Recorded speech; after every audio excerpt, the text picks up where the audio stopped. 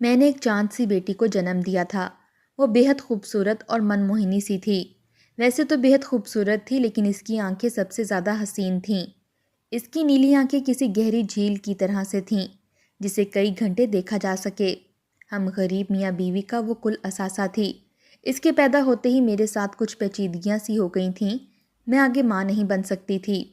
میرا شوہر ایک گارڈ کی نوکری کرتا تھا اور میں گھروں میں ملازمت کرتی تھی، تبھی ہمارے گھر کا نظام چلتا تھا۔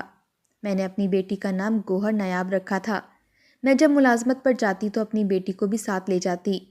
میری مالکن نے جب پہلی بار میری بیٹی کو دیکھا تو کہنے لگیں، یہ تو بے حد حسین ہے، تجھ پر بالکل نہیں لگتی۔ تیرا شوہر بھی میں نے دیکھا ہے، وہ بھی اتنا خوبصورت تو نہیں ہے، لیکن تمہاری بیٹی تو جیسے ہیرا ہے۔ وہ واقعی ہم دونوں میاں بیوی جیسی بالکل نہیں تھی، بے حد خوبصورت تھی۔ جیسے جیسے وقت گزرتا گیا میری بیٹی بڑی ہونے لگی تو ہم پر ایک ایسا انکشاف ہوا کہ ہم دونوں میاں بیوی کے ہوش ہی اڑ گئے۔ گوہر دیکھ نہیں سکتی تھی، اس کی حسین آنکھیں بے نور تھیں۔ جس دن مجھے اس بات کا علم ہوا اس دن میں بے تحاشا روئی تھی۔ میری بچی پیدائشی اندھی تھی۔ چند دن تو میں کام پر بھی نہیں گئی۔ گوہر اب پاؤں پاؤں چلنے لگی تھی، ہر دوسرے تیسرے قدم پر گر جاتی تھی کیونکہ اس کے سامنے کی دنیا اندھیر تھی۔ اس کڑے وقت میں میرے شوہر نے ہی مجھے تسلی دی تھی۔ کہنے لگا، اللہ کی مرضی کے سامنے ہم کیا کر سکتے ہیں؟ لیکن میرے دل کو چین نہیں آتا تھا۔ میں سوچ چکی تھی کہ اسے ایک اچھے سے ڈاکٹر کو دکھاؤں گی۔ اگر اس کا علاج ممکن ہوا تو ضرور کرواؤں گی، لیکن ڈاکٹر کا کہنا تھا کہ اس کی آنکھیں کبھی بھی ٹھیک نہیں ہو سکتیں۔ وقت کے ساتھ ساتھ ہم نے اس بات کے ساتھ بھی سمجھوتا کر لیا تھا۔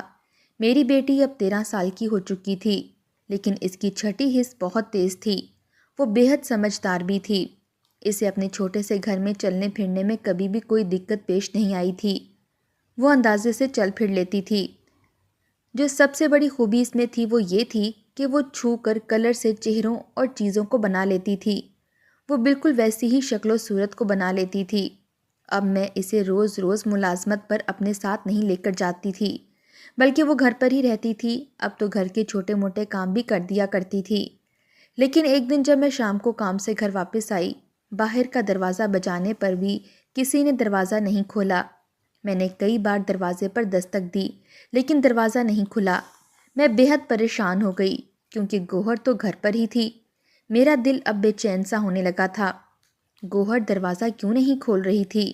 میں نے گوہر کو پکارنا شروع کر دیا۔ بہت دیر بعد گوہر نے دروازہ کھولا اور وہ رو رہی تھی۔ جیسے ہی دروازہ کھولا وہ میرے سینے کے ساتھ لگ کر رونے لگی۔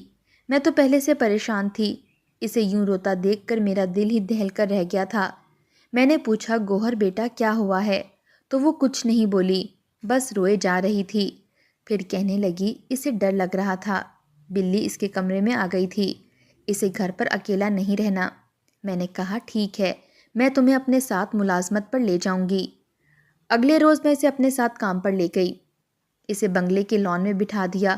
وہ پھولوں اور پودوں کو چھونے لگی، پرندوں کی آوازیں سننے لگی۔ میں نے اسے کہا کہ میرے ساتھ بنگلے کے اندر چلے۔ وہ کہنے لگی، نہیں اماں، مجھے یہیں سکون مل رہا ہے۔ میں اسے وہیں باغیچے میں چھوڑ کر واپس گھر کے اندر آ کر اپنا کام کرنے لگی۔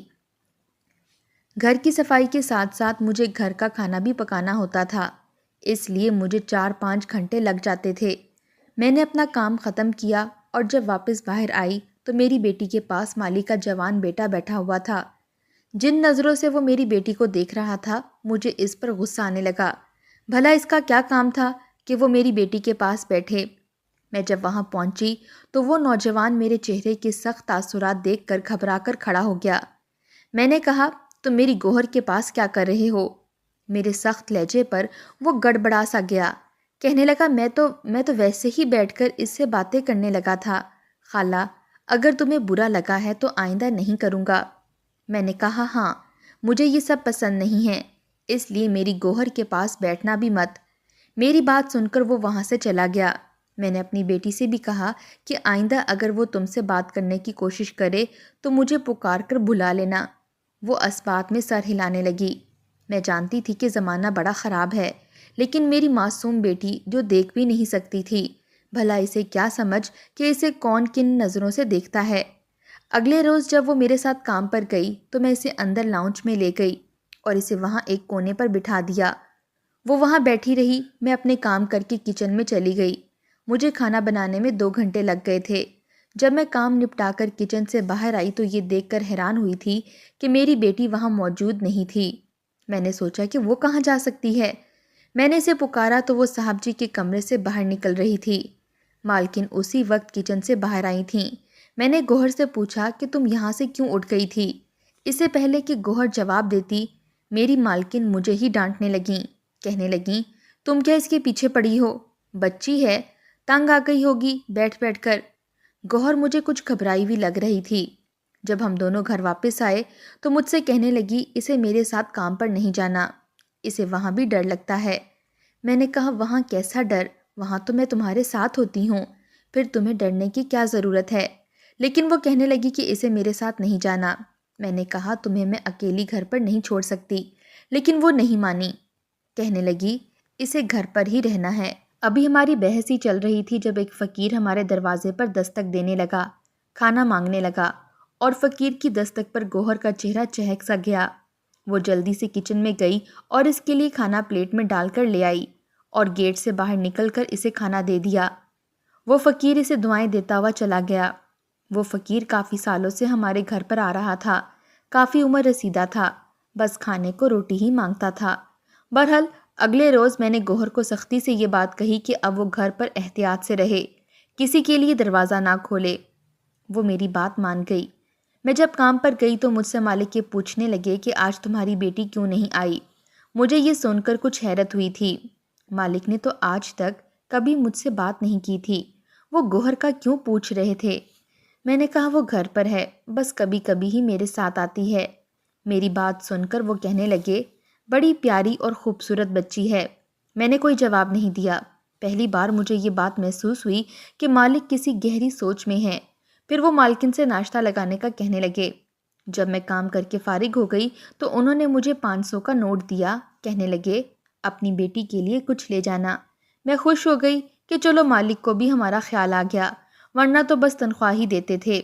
میرے مالک بڑے کنجوس قسم کے تھے، لیکن اب تو جیسے وہ روز ہی مجھے کبھی 500 تو کبھی 1000 روپے پکڑانے لگے اور کہتے گوہر کو بھی اپنے ساتھ لے آیا کرو۔ مجھے اس بات پر اب حیرت سی ہونے لگی تھی وہ مجھے کیوں اتنے پیسے دے رہے تھے اور گوہر کے لیے اتنی ہمدردی کیوں جتا رہے تھے۔ آج میں گھر پہنچی تو گوہر چپ چپ سی تھی، ورنہ تو میرے گھر آتے ہی ڈھیروں باتیں کرتی تھی، لیکن آج خلاف توقع چپ تھی۔ پھر میں کچھ تھکی ہوئی آئی تھی، اس لیے کھانا کھا کر رات کے کھانے کی تیاری کرنے لگی۔ عجیب بات یہ تھی کہ گوہر اپنے کمرے میں چلی گئی، ورنہ تو کچن میں میرے ساتھ میرا ہاتھ بٹا دیتی تھی، لیکن آج وہ اپنے کمرے میں چلی گئی تھی۔ میں کام کر کے فارغ ہوئی تو کچھ دیر سو گئی۔ جب اٹھی تو میرا شوہر بھی آ چکا تھا، لیکن گوہر اپنے کمرے سے باہر نہیں نکلی، ورنہ تو اپنے والد کی آمد پر وہ اپنے کمرے میں نہیں جاتی تھی، ڈھیروں باتیں کرتی تھی، کھانا بھی میرے شوہر کے ہاتھ سے کھاتی تھی۔ میرے شوہر نے بھی گوہر کا پوچھا، میں نے کہا میں دیکھتی ہوں۔ آج تو وہ پورا دن کمرے میں ہی رہی ہے۔ جب میں اس کے کمرے میں گئی، مجھے دیکھ کر اس کی رنگت اڑ سی گئی تھی۔ اس نے میری آہٹ سے مجھے پہچانا تھا اور جلدی سے سنبھل کر بیٹھ گئی۔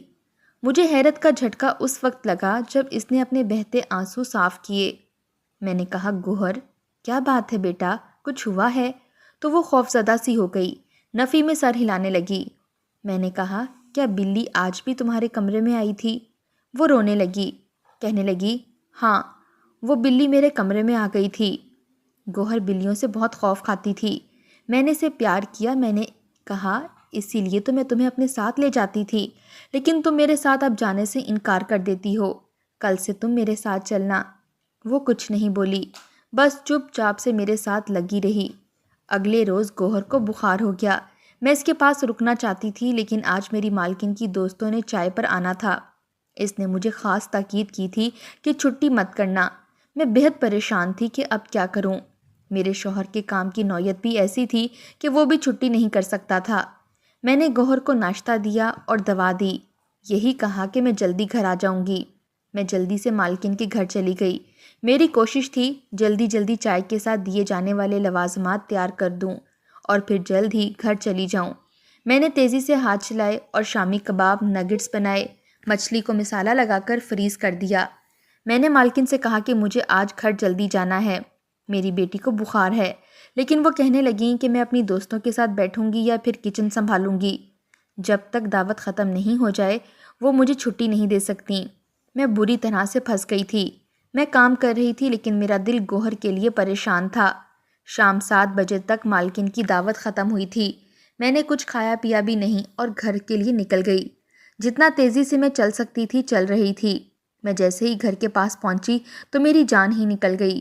گوہر کی چلانے کی آوازیں باہر تک آ رہی تھیں۔ وہ کیوں چلا رہی تھی؟ میں نے جلدی سے دروازہ کھولا تو وہ اپنا پیٹ پکڑے صحن میں ہی لیٹی ہوئی رو رہی تھی۔ چلائے جا رہی تھی کہ اس کے پیٹ میں بہت درد ہے۔ میں اسے سہارا دے کر ہاسپٹل لے گئی، لیکن جو بات ڈاکٹر نے مجھے بتائی میرے ہوش اڑ گئے تھے۔ مجھے لگا جو کچھ میں نے سنا ہے وہ جھوٹ ہے۔ بھلا ایسا کیسے ہو سکتا ہے؟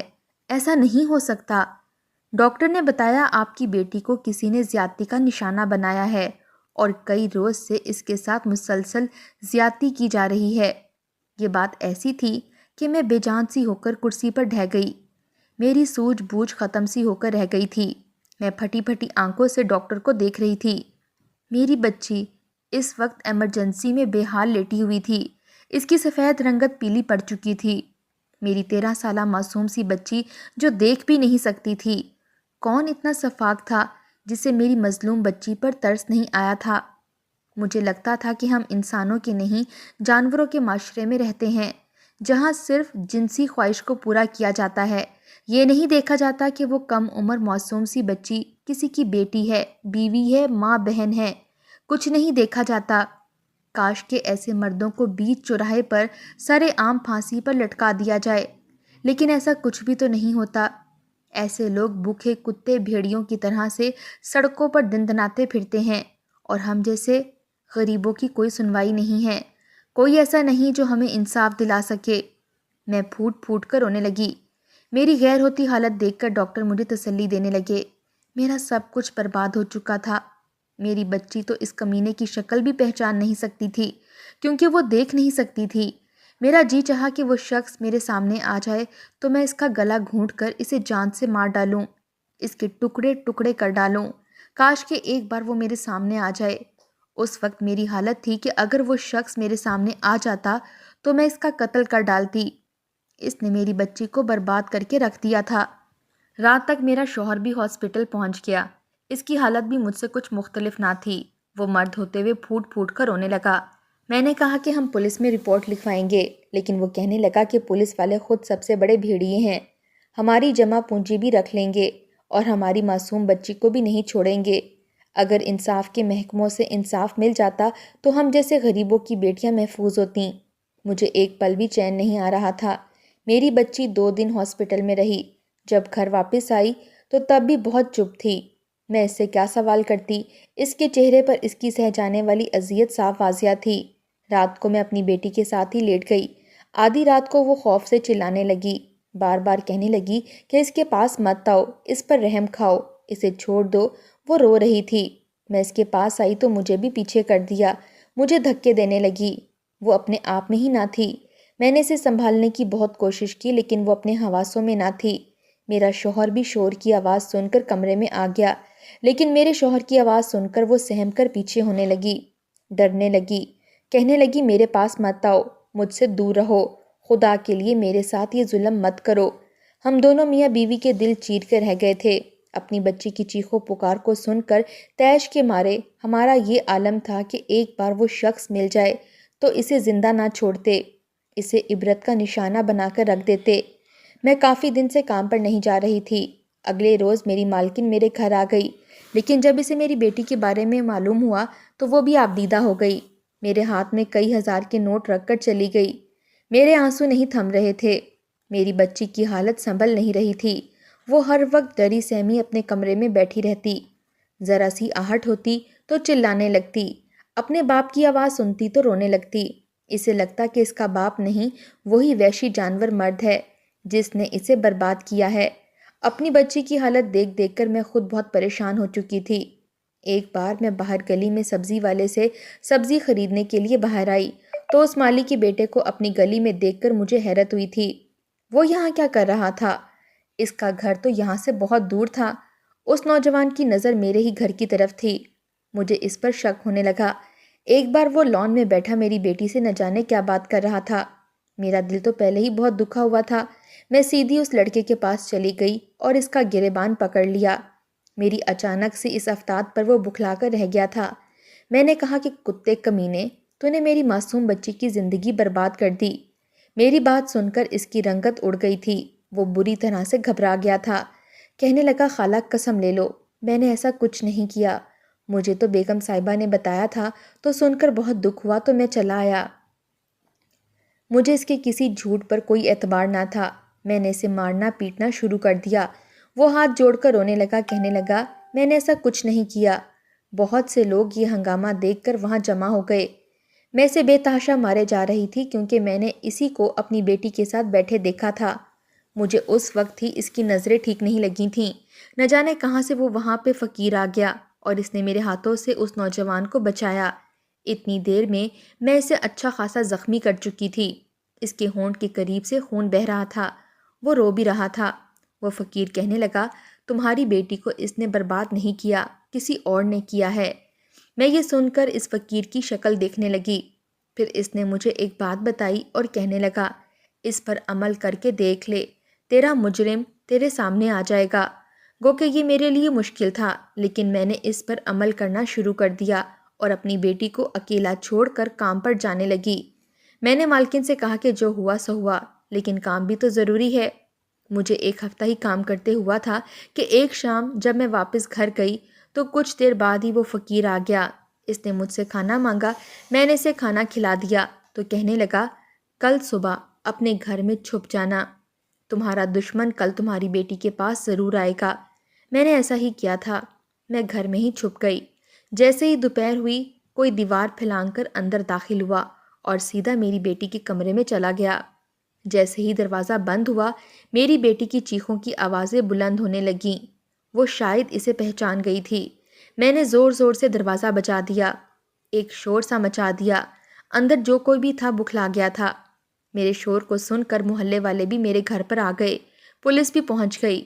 جب دروازہ کھولا گیا تو سامنے کھڑے شخص کو دیکھ کر میرا سر چکرا کر رہ گیا تھا۔ وہ وہی سیٹھ تھا جہاں میں ملازمت کرتی تھی۔ پولیس نے اسے گرفتار کر لیا۔ اس نے پہلی بار جب میری بیٹی کو دیکھا تو دیکھتا رہ گیا۔ اس کی نیت میری بچی پر خراب ہونے لگی۔ میں کچن میں مصروف تھی جب وہ بہانے سے میری بیٹی کو کمرے میں لے گیا اور اس کے ساتھ کچھ نازیبا سی حرکتیں کرنے لگا۔ وہ گھبرا سی گئی۔ میرے پکارنے پر وہ کمرے سے باہر آ گئی۔ میری بیٹی اس کے بعد کام پر نہیں آئی تھی تو اس نے ہمارا پتہ معلوم کیا اور جب میں کام پر چلی جاتی وہ دوپہر کے وقت دیوار پھلانگ کر میرے گھر پہنچ جاتا۔ پہلی بار اس نے میری بچی کے ہاتھ پیچھے کر کے باندھے اور پاؤں بھی باندھ دیے تھے۔ اس نے میری بیٹی کے ساتھ صفاقی کا مظاہرہ کیا، پھر اسے ڈرانے دھمکانے لگا کہ اگر کسی سے کچھ بھی کہا تو وہ اس کا گلا دبا کر مار ڈالے گا۔ میری بچی اس کی زیادتی خاموشی سے سہ گئی تو اس کا حوصلہ بڑھ گیا۔ جس دن مالکن کے گھر دعوت تھی اس دن اس نے میری بیٹی کے ساتھ وحشیانہ سلوک کیا کہ وہ موت کے منہ تک پہنچ گئی۔ جب اسے لگا کہ میری بچی اب بچے گی نہیں تو اسے وہیں چھوڑ کر وہ دیوار پھلانگ کر بھاگ گیا۔ عین اسی وقت اس فقیر نے اسے دیوار پھلانگ کر بھاگتے ہوئے دیکھا۔ پولیس اسے حراست میں لے چکی تھی۔ جب مالکن کو علم ہوا تو اس نے بھی اسے بچانے کی کوشش نہیں کی کیونکہ وہ اچھا انسان نہ تھا۔ کئی بار گھر کی ملازمہ کے ساتھ بدتمیزی کر چکا تھا۔ اسے پھانسی کی سزا دلوانے میں میری مالکن نے میرا پورا ساتھ دیا تھا۔ اسے چند ماہ بعد ہی پھانسی بھی ہو گئی۔ میری بیٹی کی طبیعت بھی اب کافی سنبھل گئی تھی۔ چند سال بعد ہی وہی مالی کا بیٹا اپنے گھر والوں کے ساتھ ہمارے گھر پہنچ گیا۔ کہنے لگا کہ وہ میری بیٹی سے شادی کرنا چاہتا ہے اور اسے عزت سے اپنے ساتھ رکھے گا۔ میں جتنا اپنے رب کا شکر ادا کرتی کم تھا، ورنہ میری بیٹی کا سچ جان کر اسے کون اپناتا۔ لیکن جہاں دنیا میں برے لوگ ہیں وہاں اچھے بھی ضرور ہوتے ہیں۔ میری بیٹی کی شادی کو 4 سال ہو چکے ہیں اور اس نوجوان نے میری بیٹی کو بہت خوش رکھا کہ وہ اپنا ہر غم بھلا چکی ہے۔ کاش کہ برائی کے ساتھ دینے والے کی بجائے ہم برائی کے خلاف آواز اٹھائیں تو برائی خود بخود ہی ختم ہو جائے گی، جیسے میری مالکن نے میرا ساتھ دیا۔